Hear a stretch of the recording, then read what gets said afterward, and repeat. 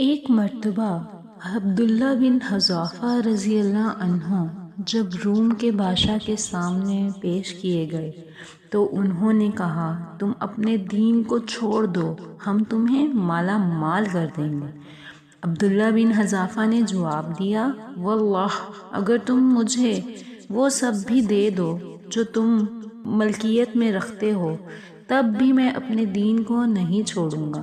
بادشاہ نے کہا، تم اپنے دین کو چھوڑ دو، ہم تجھے اپنی ملکیت میں شامل کر لیتے ہیں۔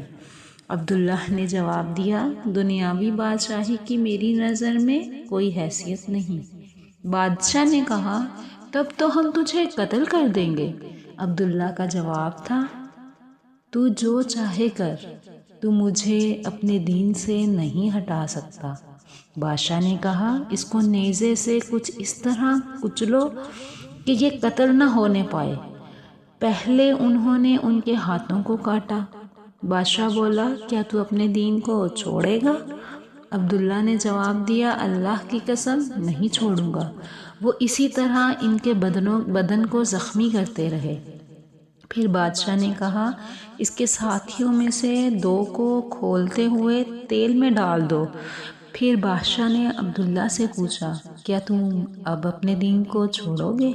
انہوں نے جواب دیا، نہیں، اللہ کی قسم ہرگز نہیں۔